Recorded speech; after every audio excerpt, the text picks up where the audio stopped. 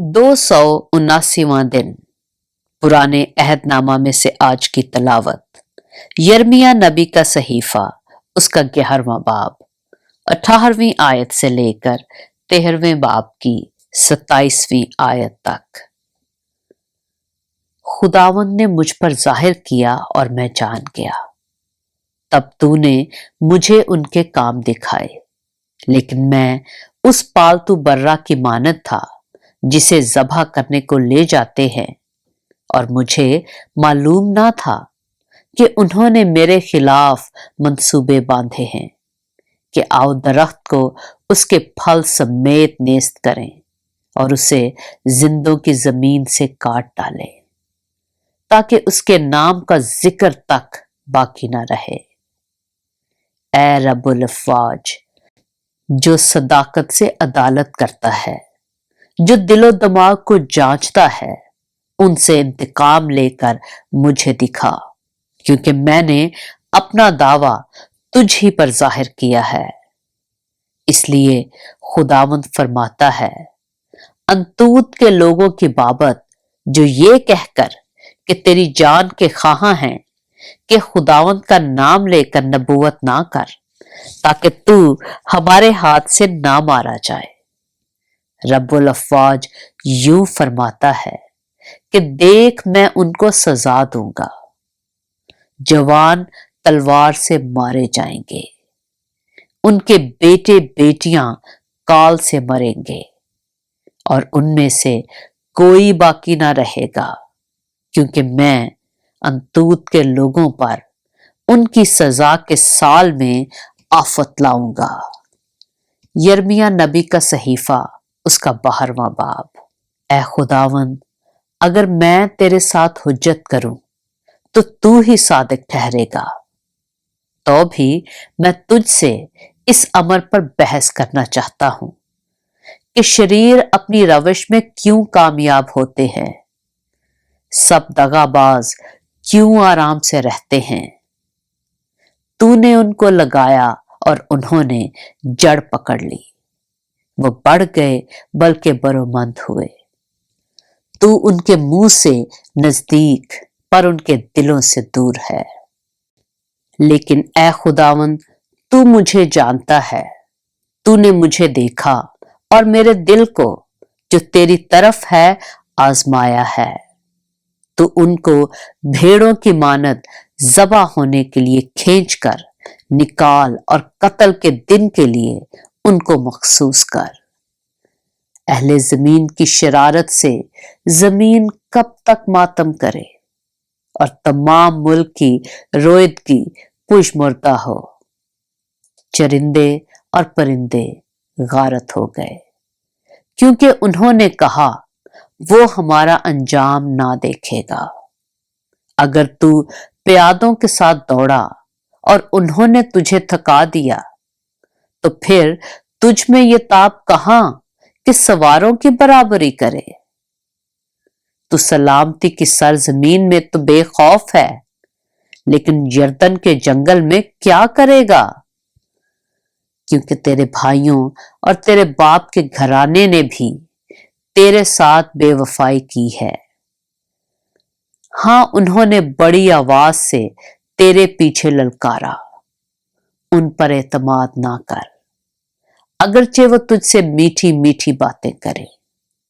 खुदावंद अपने लोगों के सबब से रंजीदा होता है। मैंने अपने लोगों को तर्क किया, मैंने अपनी मिरास को रद्द कर दिया। मैंने अपने दिल की महबूबा को उसके दुश्मनों के हवाला किया। मेरी मिरास मेरे लिए जंगली शेर बन गई। उसने मेरे खिलाफ अपनी आवाज बुलंद की, इसलिए मुझे उससे नफरत है। क्या मेरी मिरास मेरे लिए अबलिग शिकारी परिंदा है? क्या शिकारी परिंदे उसको चारों तरफ घेरे हैं? आओ, सब दश्ती दरिंदों को जमा करो, उनको लाओ कि वो खा जाएं। बहुत से चरवाहों ने मेरे पाकिस्तान को खराब किया, उन्होंने मेरे बकरा को पामाल किया। میرے دل پسند بخرا کو اجاڑ کر بیابان بنا دیا. انہوں نے اسے ویران کیا.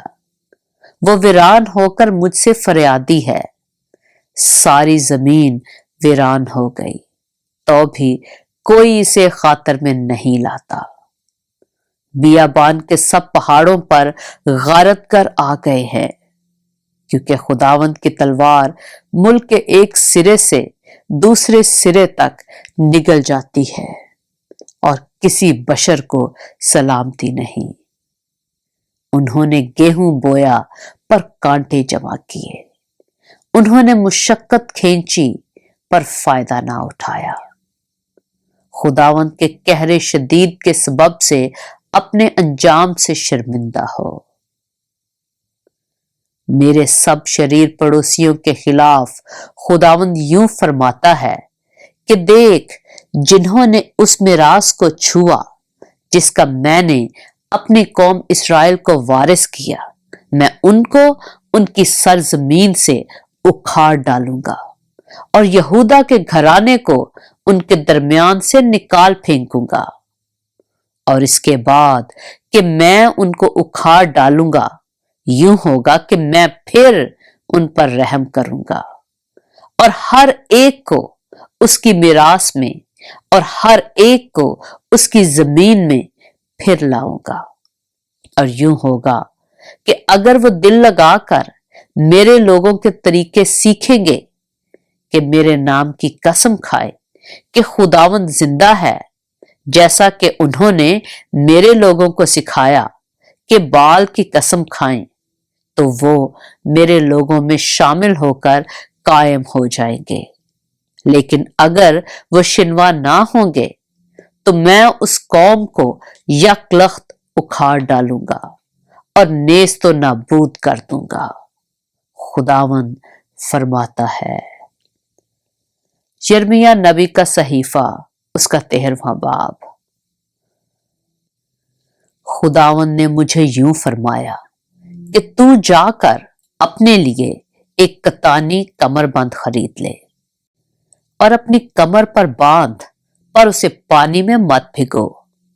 سو میں نے خداوند کے کلام کے موافق ایک کمر بند خرید لیا اور اپنی کمر پر باندھا، اور خداوند کا کلام دوبارہ مجھ پر نازل ہوا اور اس نے فرمایا کہ اس کمر بند کو جو تو نے خریدا اور جو تیری کمر پر ہے، لے کر اٹھ اور فرات کو جا اور وہاں چٹان کے ایک شگاف میں اسے چھپا دے.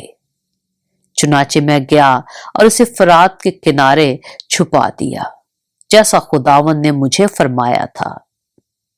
اور بہت دنوں کے بعد یوں ہوا کہ خداوند نے مجھے فرمایا کہ اٹھ فرات کی طرف جا اور اس کمر بند کو جسے تو نے میرے حکم سے وہاں چھپا رکھا ہے نکال لے.